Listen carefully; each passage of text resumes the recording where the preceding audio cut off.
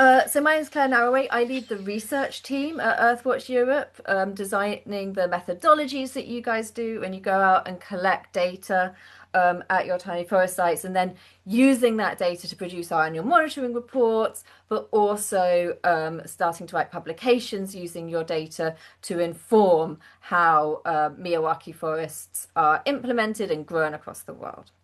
And I also lead a Miyawaki research network that brings together researchers and practitioners around Miyawaki who are interested in Miyawaki forests to, again, continue developing this, but with a global perspective.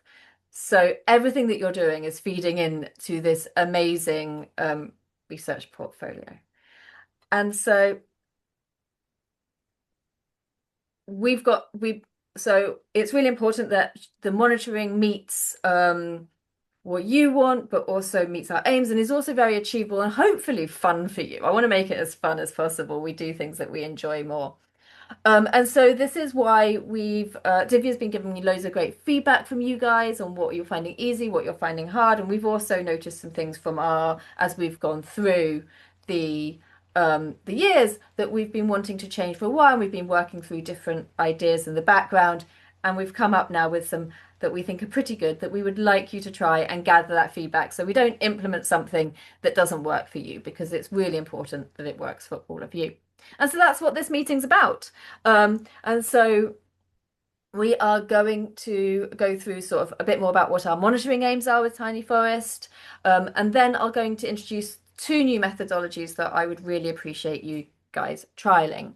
So one is tree transects, and the other is a wildlife hunt. And I'll explain why we're looking at these different methods as well when we get there. So what is Tiny Forest trying to do? Why are we researching Miyawaki Forest? Why do we care? Well, Miyawaki forests are actually quite a novel method of afforestation.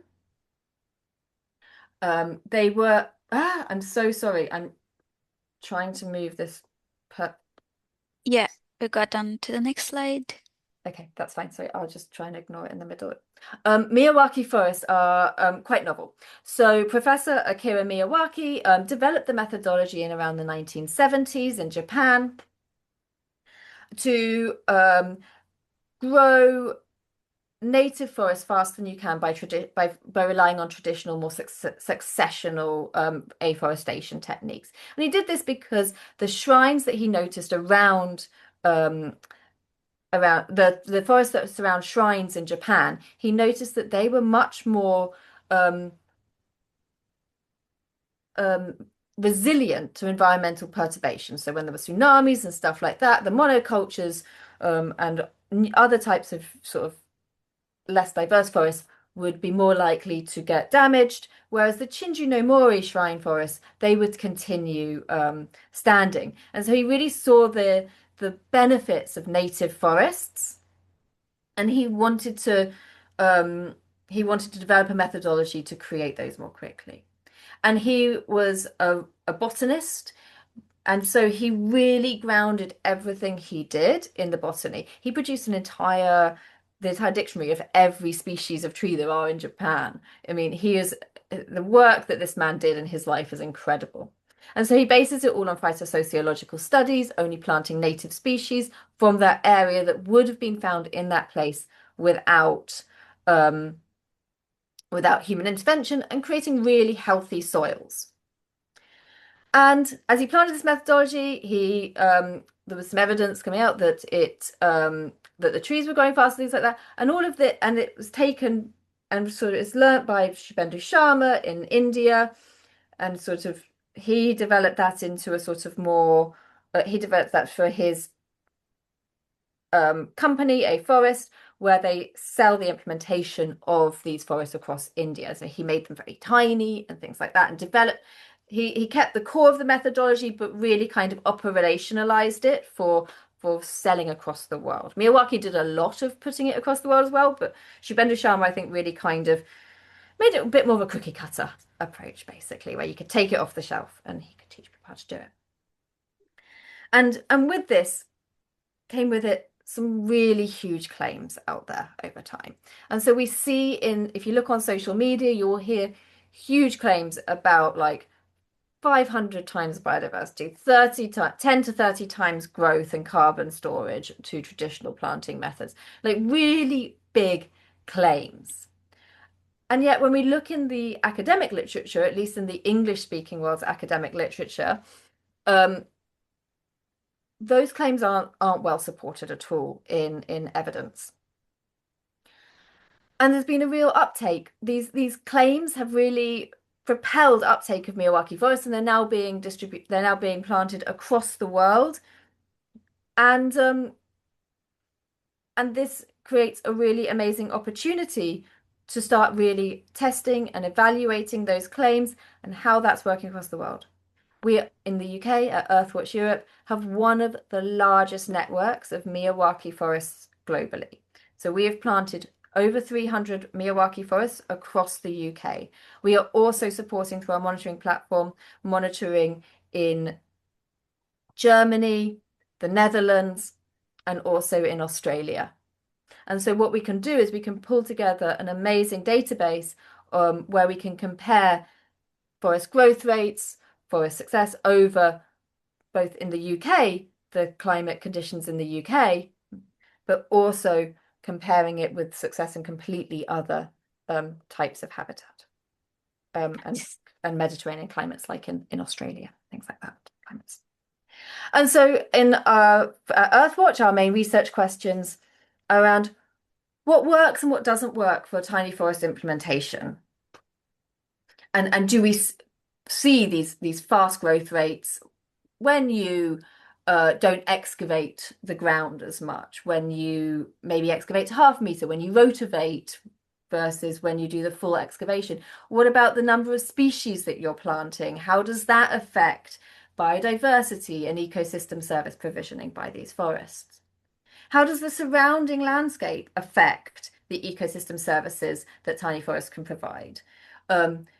Should we be planting them much more connected to other types of habitat? Or is it okay to have islands surrounded by grey infrastructure? And is that really valuable? Is that providing really valuable ecosystem services? Start asking some of those sorts of questions.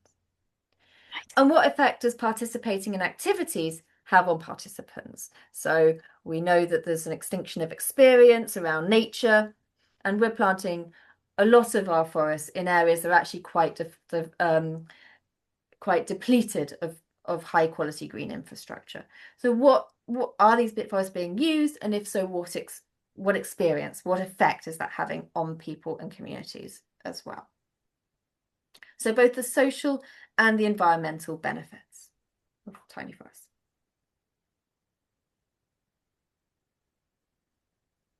And so two of our monitoring methods are and our ecosystem services. One is looking at the tree growth. So when you think about tree growth, that's also a proxy for the carbon storage that is being stored by the forest and taking atmospheric carbon and storing it long term in the roots, the trunks of the trees, and also then over time moving that as detritus falls, so leaf litter, things like that, and breaks down, the organisms in the soil storing that carbon low down. And we're not looking at all of that process. I have a PhD student that's looking at some of it in a bit more detail. But with our citizen science methodologies, we're primarily focusing at the above ground carbon storage by looking at tree growth rates.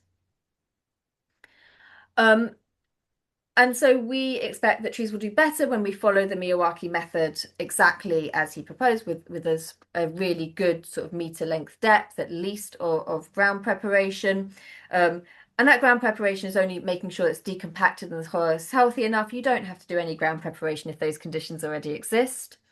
So if you're starting with that really healthy soil, and we've already seen some of that through the data that you guys have collected. So where we have prepped for half a meter after instead of the full meter, we are seeing significantly slower growth rates after 2 years than we do when we prepped the full meter. And so the way that we're currently doing this is you find a tree tag that we put on the trees at planting. You then go out and you measure the height of that. You identify the species and then measure the height of that tree. And you can use two different methods to measure the height. because at a certain point they're getting way over head height. And so it will be impossible to measure using just as well. So that you can also start using a pole. And we also measure the diameter at 10 centimeters. And then when the tree gets tall enough, the diameter at breast height, which is 130 centimeters above the ground, to look at to get an idea of the circumference of the tree. And we can use that to then calculate approximate volume of the tree and convert that into a carbon storage measurement.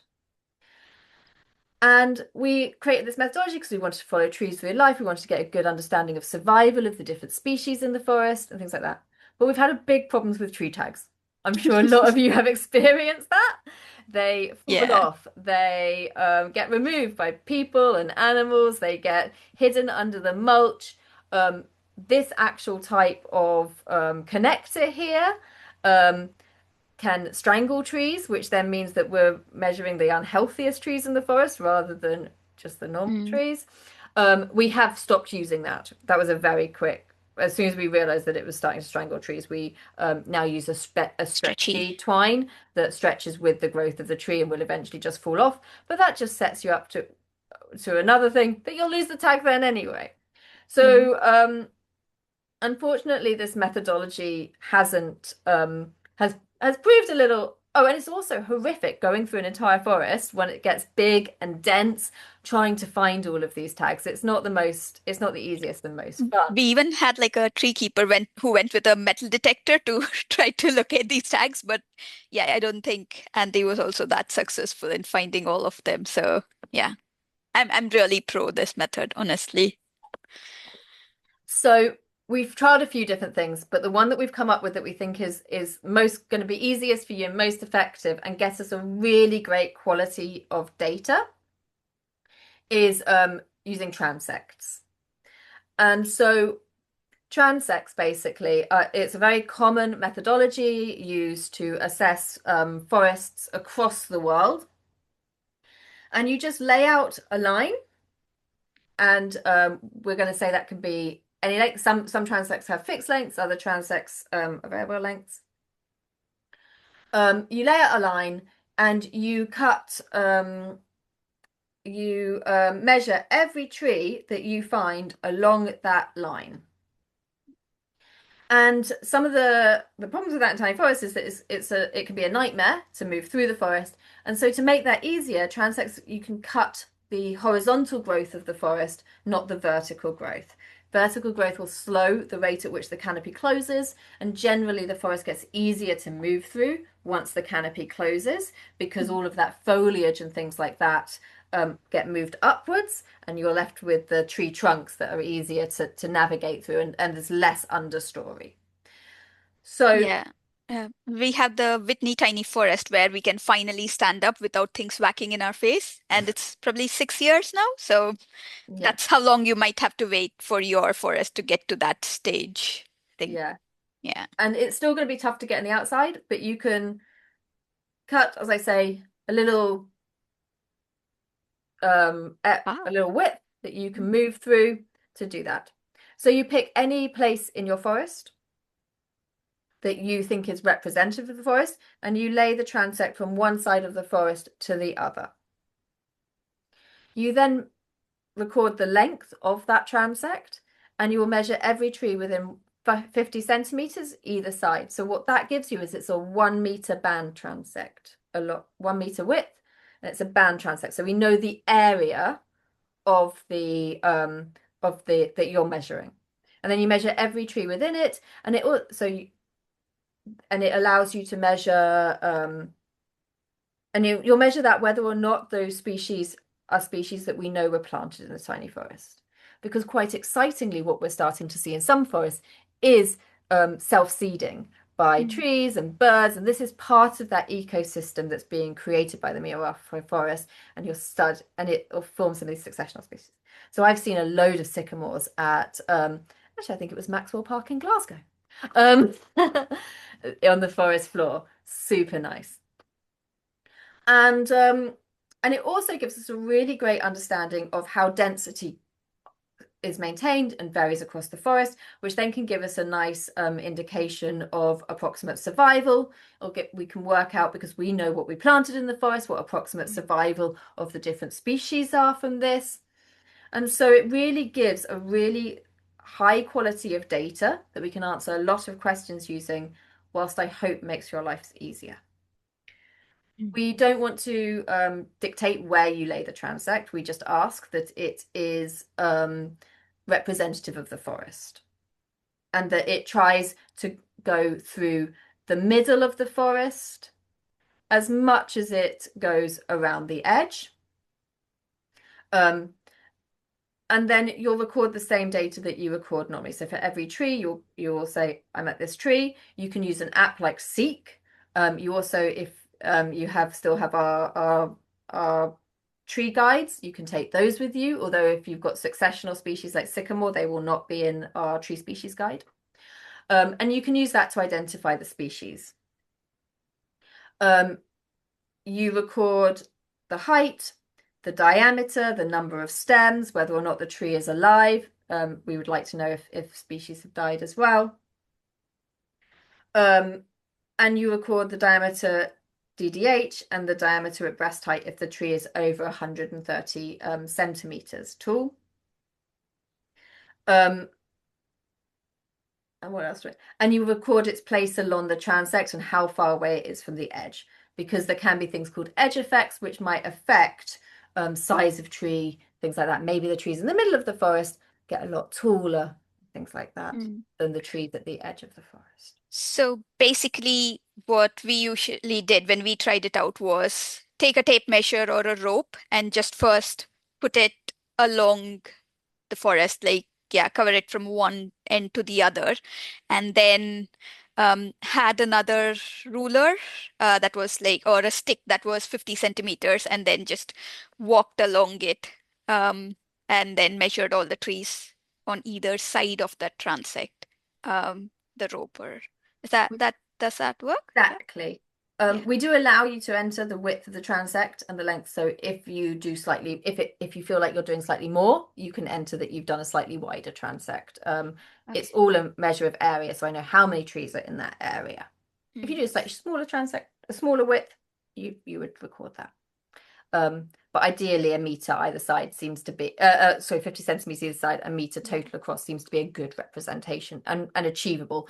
Otherwise, you end up having to walk quite far away from the transect, and it gets difficult. We would aim ideally to measure about 60 trees in the forest to give a really good, to give a like nice 10% representation of the species in the forest. However, that's not a requirement. Every tree that you measure, we are very grateful for and happy for. I've put QR codes here. Sorry, I should have said earlier.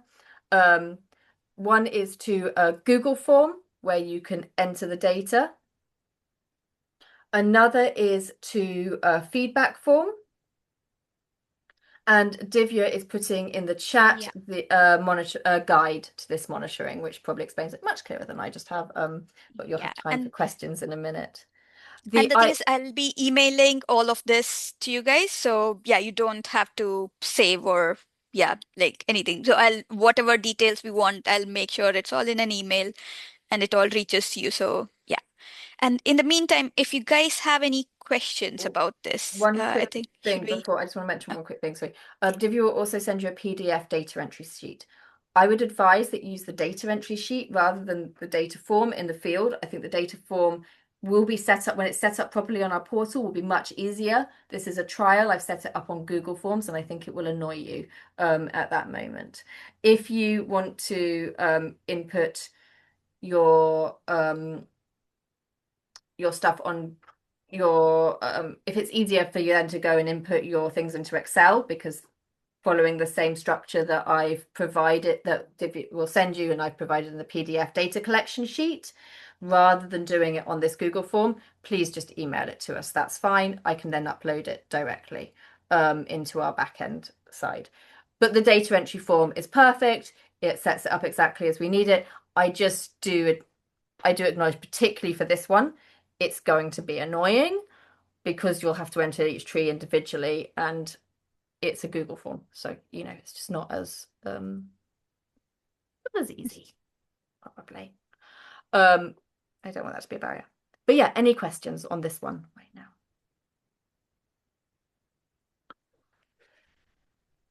Yeah, can I ask how frequently would you expect us to measure the trees? Because during the winter and early spring, there's not much growth at all, and then it suddenly kicks in about May, and then what we've done is measured in about May, and then again in September. Uh, Yeah, we've got so a period, I think. yeah, so the we have our carbon monitoring weeks in October, September. We hold them in October, but September, October, it's fine. So yeah, the end of the season is ideal. What we can do is we can then take a yearly growth, and it captures most of that. May is also a lovely time because yeah, then you see how much it just grew over the summer, and we also get some information on what happened over the winter. But I'd say the key time is that October time, and then we can get a sort of average height of we get the best sort of growth of it at the end of each growing season. Yeah. I'm not quite sure whether a straight line would probably work for us because we've got different environments in different parts of the tiny forest. I know they're not big, but it seems to be depends on the soil conditions. I think I'd struggle to find a line which represents everything. So And what we do, and I agree entirely with everything you said about the tags and the growth and how you have to fight your way through the trees. Um, the what we've done is we've got a map where we've plotted the last known site of a tag, oh, good and plan. and I think we measure about 100. We measure 100. I think we must have lost about 50, Wow. and I'd like to think we've lost the tags and not the trees. Yeah. But since it was planted, we've lost quite a lot. But we've got that group of 100 now, which we know where they are. Finding them is difficult because the tag gets progressively smaller when it's covered by foliage and everything like that. And sometimes you think you've lost a tree, and then there it is next time you measure it. So, but I think a reduced number of measurements would be good because many of the trees are similar to each other and growing at the same rate. So I agree with the idea of cutting down the number of trees to measure. Um, and I also think it's one of the things that school children can do Mhm. because lots of the early days, the planting, it really wasn't for them because soil conditions and wielding um, a matlock or something like that was not for children. But now, when it comes to measuring, I think that's more exciting for them and something they can do. So, um, And it's also like very curriculum based as well. So like I'm sure they can get a lot of their classroom learnings on transects and converting different units and things like that into outdoor learning. So I think yeah, it is a good way of kind of bridging the two. And I can send Um, over some resources of curriculum based learning on this separately. I just want to say you can always, so what I did in Maxwell Park, because I recognize, yes, different parts of the forest can be really different and things like that. So what I did when I've tried this in a few forests, when I did it up in Maxwell Park, I also thought it was going to be quite exhausting if I did it all. It's quite a long, thin forest, and it was going to be so exhausting if I did it all the way across. And I wasn't in the mood for that day. So I set up a few different transects across the side of it, across the width of it. And I think they were about 6 meters long, those transects. I think it was also hard with the fence to get in the long way round. So for all of those reasons, I did one transect across the right hand side of the forest. I did another transect across the left hand side, and I did one in the middle. And then I'd got to about the number of trees I needed to look at. And I found it quite rewarding to have finished three things. And you can split up and do shorter transects across the Mm. different areas. And we will still know that it's this forest. We'll still know the date that that the trees were recorded, and we'll still know and so we'll be able to clump all of that information together to get the picture of the tree growth in the forest at the same time. But if it makes it easier for you, you could have different people doing those transects as well. So you can split up the work, things like that. If it makes it easier and you get a better representation of the forest, that's perfect. Can I ask a question, please? Mm-hmm. Is there normally somebody who sort of coordinates what happens with each tiny forest? Because I've got no idea who is looking after the tiny forest near to where I live. I just responded to a sort of a volunteer thing with your web address. So I've got no idea who else is, if Right. anybody, is looking after it. I think that is the biggest challenge we have, like trying to group the tree keepers together. So what I can do is I'll try to find you and link all the fellow tree keepers for your tiny forest together in an Yes, email, and then you can maybe set up like a WhatsApp group or email chain, whatever works for your group. yeah, Is that that would be good. Thank you. yeah? Sorry, which tiny forest was yours again? It's Mentmore. Mentmore. It's Yeah, in Dunstable and it's Mentmore. yeah, I guess it's Mentmore Park. yeah. Sounds good. I'll do that. Thank you. Could I ask, when you're talking about the transect, when you go the next year, do you want us to have remembered where the transect is so we're measuring the exactly the same trees? It's entirely up to you. We're not going to be looking at individual trees anymore. We're looking at the sort of on a forest level, but we would like a nice representation of species, basically. So no, I'm not following a tree through its life anymore. That's no longer part of the plan. So if you remember, if it's easy, I can imagine that if you're going back every year, that transect will stay well cut, will stay easier to cut, easier to move through. I would keep using that transect, but if you can't find it, if it's harder to access, if you don't remember, it doesn't matter. Go to another. We have one more question in the chat. So Stephanie asks, are you interested in the cause of tree death when it occurs? Example, deer damage. Oh, yes, I would love to know that sort of stuff. I will look. So we don't currently have a text box at the end of the carbon survey. Or I will look at adding that quite easily when a tree is mentioned as dead, if it's known why, if there is a known cause. I think that's very interesting. Can I ask another question? Mm-hmm. I've been very severe with our the people who help in our tiny forest and not to cut the trees. Yeah. So I would like some guidance on if we're cutting horizontally, which we would need to do in our forest to do a transect. To access. How and where to cut. So how close or far from the trunk, for example, and what tools are the best ones to use, and angles and things like that, or position in relation to subsequent branching, those kind of things. Just so we're doing the minimum or the best. But I appreciate that so much, because we don't want to be cutting the trees too much, obviously. So what I found is for transect work, you actually don't need much space to be able, you just need enough to walk through. So identify, if you can, try and identify where the terminal bud is on the top of the tree, because that's the main growth upwards, right? Is that terminal bud at the top, or the longest branch.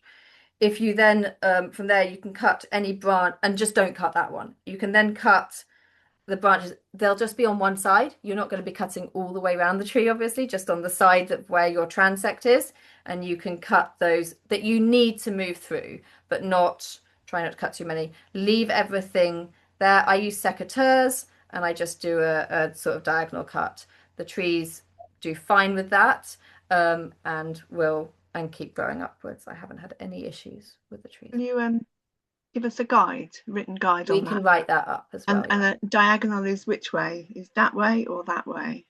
So which way is the raw surface showing? Is it down? So if you've got the branch, just okay, so the raw surface is facing up, not parallel to the okay. Not perpendicular to the branch, just so that the water flows off. Is that the? Yes, I'm just thinking that the cut edge, is it facing the rain or is it facing the soil? I will or does look it not into matter? the best is. I didn't think about that. Okay. This is much more in depth than I thought about when I trialed cutting it. I was mostly thinking about getting through the forest. Dog rose obviously doesn't have a terminal, like it has all of its tendrils are terminal buds. It is going to be fine. Get through it, cut it. Yeah, Don't worry about okay. it. Like it, don't cut the entire thing back, but it will have tendrils going in completely different directions. So just cut the ones near you. That's fine, and then get them as out of your way as possible because it will catch you from a distance. So we're cutting on the two sides of the meter band, yes? Yeah. Okay. So you're basically So just not the cutting so trees you here, can walk through both it. sides, but You yeah. can get through Okay. it. Just enough. So it's a very small proportion of the forest that you're cutting. Okay. You just don't want to be cutting the tops because it slows the rate at which you're, well, one, it will affect our measurements, and secondly, it will slow the rate at which you So get as there. little as possible just to get through the middle. Yeah, Yes. Okay. just to make it easier for you guys because it's a lot getting through those forests otherwise, especially when they're young. I know that. Yeah, the teenage phase. They will grow out of it. For I sure. also would just like to point to this feedback survey. It's for both the transect and the next one that I'm going to talk to you about. And if you only do one at a time, like it has logic, so you can just select the one you've done and it will only take you to that section. If you've done both, it will take you to both sections. Perfect. It's really, that's how we're going to understand how you guys feel about these methodologies. We can also maybe set up a listening session online as well, webinar, but the feedback survey is the main way. So if you can make sure you fill that in, because otherwise I can't make it, I will adapt it from what you say. And if I don't know what you think of it, I won't be able to adapt it from that. So that's really key with me as well. I'll move on to the next one because we've only got 15 minutes left, and we can also then answer questions on both methods at the end. So we're also trialing a new biodiversity survey, and I love all of our biodiversity surveys. I think they're really great. But there's a few reasons we're trialing a new survey.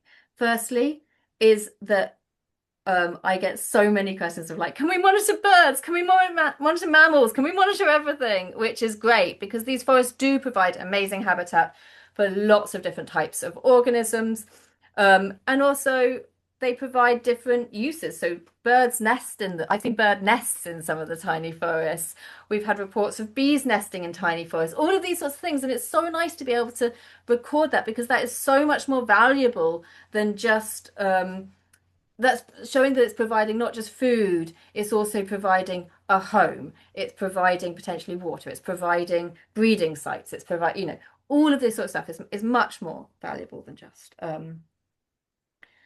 just recording what's in there.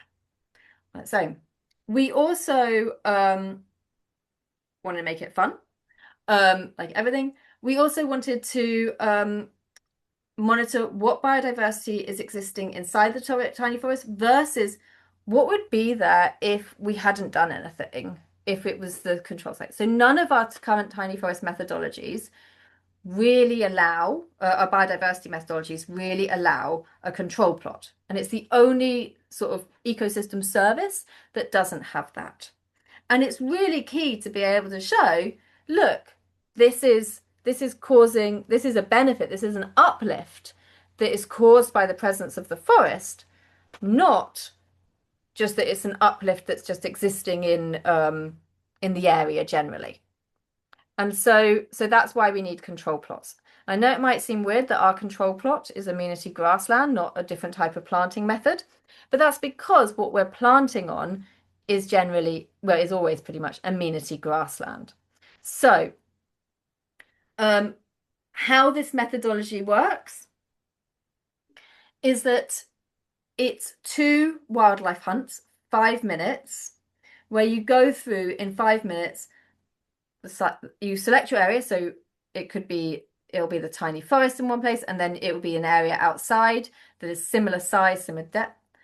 And you will spend 5 minutes looking under things, looking on things, looking through, looking up, looking down, looking everywhere, basically, really hunting, being an explorer, moving through as much as possible, and just recording every single organism that you see in there. So you record, so you'll have a data sheet that you can see here if you scan this, and it has all of these, oh no, so that's for the data entry. Divya will send you the data sheet. Sorry about that. It has lots of pictures of the different organisms, and it asks type. So if you see two organisms that are different, that have different color markings, things like that, that's your type. So it's an approximation of species. And also the total number of each organism, that each of the morphotypes that you see. So it gives us both an approximate number of species that are inhabiting the forest and an approximation of the abundance of each morphotype that we see at the forest. And we also ask about, you can see there's a bee's nest there. So if you see a bee's nest, if you see things like this. This page is invertebrates, but we also have pages where there's birds on it, and there's also pages where there are mammals, amphibians. So we really go through the gamut of potential UK biodiversity. Once you finish that 5-minute survey, you go outside and you do it again outside. And obviously, and that's going to be sort of going through the grass, really looking carefully at the grass, looking in the flowers if there are flowers in the grass. At the beginning and end of the survey, we ask a few questions. So what's your experience in monitoring biodiversity? What the habitat type is. So you could start with the amenity grassland and then move into the forest. You could do it the other way around. How long it's been there, because that's going to affect the habitat complexity. And then at the end, questions about the weather conditions during your survey, things like that, because that can affect what you see. And then how intensely you think you surveyed during that 5-minute, during each 5-minute period, because you know we all get tired and things like that, but how survey intensity can really affect the amount of organisms that you might see. And so that's why we also ask those questions. So our sort of metadata that might explain the differences in what's being seen. And we've tried to design this so it could be done it should be hopefully equally interesting for adults, because you'll see loads, and also for children as well. And it all came out of some wonderful engagement activities that Divya was doing at Tiny Forests. And yeah, I'm really excited for this methodology. I think I'd love to do it. So I think, it was guided by the kids because they wanted to do a wildlife bingo. So we kind of made a bingo sheet, and then it just made it a lot more accessible. So even people who may not, familiar with English, they can still look at the pictures and are still able to do it. And yeah, kids of all ages can also participate as well. So Claire, you were saying about the intensity of survey. So the idea is whatever you do in the tiny forest, you try to replicate the same level of intensity outside. Yeah, ideally you'll search just as hard inside and outside. So you'll spend 5 minutes searching through the forest or something like that, and then you'll spend 5 minutes just, it'll be a different type of surveying, but like equally like through the grass, things like that. And ideally you'll be looking as hard in the tiny forest as you do outside the tiny forest. Yeah. But one of the reasons that sometimes it's been hard to make and control is people are like, well, there's nothing, we won't see much outside, it's going to get a bit boring. So if that happens, that's natural. It's nice just to know it's just useful to know that people got a bit tired. And we have a question. So would it be 1 meter by 1 meter square that you're looking at? So are we constricted by what area we cover? No, you're not. I would ask that they try to be similar areas, but you could set people at different areas. The measure is time, right? So if you're doing a bigger area, the control of effort is time, and then I've also asked you how much effort you've put in. So so you could do a smaller area, a bit more in depth, or you could try and cover the entire area more lightly. Both are valid as long as you're applying similar approaches inside and outside, so they're true comparators. And are we allowed to dig? Because I see that there is an earthworm there, or so. Are are we just looking, or are we Like you're just looking, searching Okay. through leaf litter and things like that. You do see earthworms on the surface at times. That's so but you no will digging? Yeah. so it's searching through you, but you will search through things like leaf litter. You can lift up as well. So you could lift up rocks, things like that are on the forest floor, and that also you might see things. Lovely. And again, there might be rocks as well in the amenity grassland that you lift up and you find loads of stuff as well. It's not just rocks. Stephanie has another idea. So we could try different types of control, amenity grassland, council park, Yeah. style tree planting areas. So, but yeah, whatever control we use, just trying to make sure that we do it almost at the same time of the day, isn't it? Like, Yeah, so they're one So- after the other.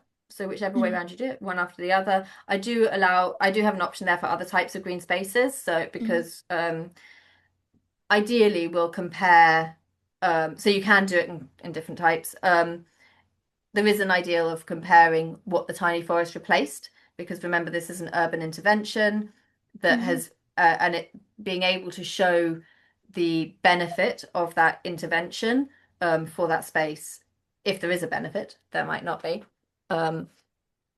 is part of the reason. But yeah, it's also really interesting to know if you've got a different type of tree planting nearby. That's a really interesting control as well. Something like that. Nice. Oh, okay. So there is a specific question. There is a grassland right next to the forest, but it's a bit different from another grassland that is 10 meters away. So are we doing like immediately adjacent? I'd plots? say if you can try and do what the forest replaced, Mm, or if the land management of what the forest replaced has changed, then you can do that. So around some forests, they've started allowing the grass to grow longer and be more of a wildflower meadow. Survey that, because maybe they would have done that across where the forest was as well. So survey what would be the current management type if, sounds good. We have 5 minutes left. So Claire, do you have any other slides to cover, or do we take questions? No, it's question time. Divya will also send you all of those. The data Yes. entry on that one is probably much easier on the Google form, so I would recommend you use the Google form to enter the data for that one. Again, there's the feedback survey. I'd really appreciate if you could fill that. Lovely. Any questions at this point about either of the methods?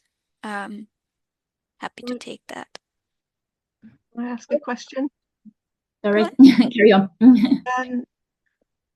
Tiles. Yes. Are we Biodiversity abandoning tiles. them, or are we using them You in can this still method? use them, but they'll have their own survey. They'll have a separate survey. Okay. Yeah, so I would try not to include the biodiversity tiles in the wildlife hunt. Do those separately. But I love that survey. I think it's a great measure of I think of Stephanie is from the Prairie Commons one where the tiles have been sinking. So I think her question is because the tiles keep getting eaten up by the ground. So yeah. yes. So are we doing both basically? Is this We are doing in both. addition to- we are, yeah. They're looking at slightly, they're looking at slightly different things. Like the tiles provide a really nice, like if there is stones and things like that, it's a really nice, easy way of seeing what's underneath. Whereas if you don't place those, and it's a control, whereas if you don't place those, some forests will have stones that people can lift up and therefore record ground biodiversity, and others won't. So then you get you don't get any indication of how the ground dwelling community is changing. So it's a really nice methodology that you can replicate relatively easy across very different sites. Obviously, it doesn't work perfectly in all sites, and also we do have problems with sometimes the tiles breaking, things like that, being stolen. But no, I really love that methodology. I think it's a great one. I want to keep it as it is. So yeah, just don't use the biodiversity tiles to lift up when you're doing the wildlife hunt. Search just generally, and then do the biodiversity tiles separately. If it's impossible for your site, obviously you can't do the biodiversity tiles. That's okay. There's another question. So the frequency of doing the wildlife hunt. So how often do we do it? Biodiversity varies across the year. So species emerge at different times and things like that. You can't really do biodiversity surveying, well, this wildlife hunt, too often. You can do it at the same time, having a control plot, having these two comparator plots gives us something that we don't. It means that we can just take it as a snapshot of the difference at this, of a sort of a, we can take it as a much stronger indicator of general biodiversity uplift, and it relies less on the seasonality of it. Sort of decouples it from just the seasonality, so there is no longer as much of a need to monitor all through the season to get this full understanding. You can show relative difference, if that makes sense. That's what we're interested in. What's the relative difference in biodiversity inside the forest versus outside? The more you do it, the better understanding I have of that. I love that. So I would say biodiversity survey as often as you can, as often as you want to, as often as you enjoy. However, but this one, if you do it once a year, that's going to provide a good level of information as well. Ooh, there's a good question about poo. So are we looking at signs of animals? Nests, I think you mentioned, Claire. So we are looking for nests. Are we looking for poo and actual sightings? Really good question. I can't remember if I put scat in there. Yeah. There's definitely a box where you can mention other stuff. So if I haven't added scat, I think Yeah, I'm looking. No, we have eggs, larvae, but no scat. But that's a okay. good addition, isn't it? Yeah. So yeah, we can maybe add scat. I think I added tunnels and things like that for the mammals, Divya, or did I? No, no tunnels. We just have bird nest and insect nest. But Okay. yeah, maybe we can add those and send a revise. I mean, these are good feedbacks right This away, is great isn't feedback it? already. So I love this. So yes, we can look at adding scat and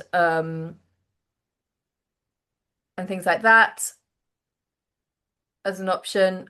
I just need to think, because it means something quite different if it's domestic dog scat versus kind of badger scat and things like this. I also don't have lots of pictures of scat in my collection at Earthwatch, which is a clear error. Why not? It's I very have a important. calendar. I think it was like a Chris Peckham calendar or Oh something of yeah, I just gave it poo. to you. Oh yeah, that the one. Yes. I do have a calendar about scat, and I've given Divya one, but not loads of the drawn images. So it's something I'll think about and consider. It's and think about the best way of incorporating it. I think it's a great idea. Right. We are on time, so it's 1 o'clock. So we don't want to hold anyone up. Oh, one last question from Jan Hi. Bowden. We don't appear to have any of the tiles in our tiny forest. Which forest is this one? Sorry. At Locking, Banwell, Okay. playing Yeah, fields. it's the one I messaged you about a while ago, a little bit ago, Divya and Okay. Hattie should both be aware. All Hopefully right. aware. Yeah. We'll get in touch and make sure you get and organize that for you. Emma has a question about iNaturalist. Sorry, I'll be as quick as I can. I get that this one is more about the comparative inside and outside. I just wondered where you stood with iNaturalist, and does your company, do you have access to the sightings and the observations made on iNaturalist? Because we're quite encouraged to use it at the moment now to get people involved. With green spaces on a whole, not just tiny forests. Yeah, because City Nature Challenge and everything like that, right, is all based on the iNaturalist platform. Yeah, we haven't set up a tiny forest iNaturalist, and maybe it's something we can look into. The reason that I think it would be a good idea to be able to tag insects that you found in your anything that you find in your tiny forest on an iNaturalist.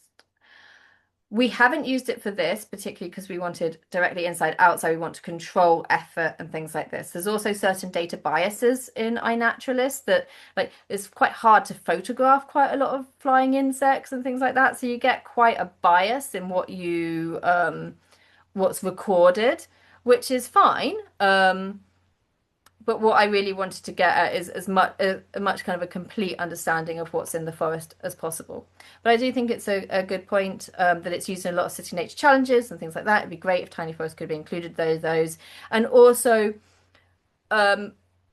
it's a nice way for people if they want to just to go, I've taken a photo, I wanted to identify it on Seek or something like that, upload it directly to iNaturalist, tag it to tiny forest, and we can then compare it to the wider iNaturalist data set, which we have used in our biodiversity, in our butterfly monitoring. We did sort of compare the species seen in tiny forest versus a species outside of tiny forest, and that was work done by a master's student, Julian Flowers, who wrote an incredible R package on that. So it provides a really nice level of information, but I think this will give us a deeper understanding of biodiversity in tiny forests, which is why we haven't gone to that immediately.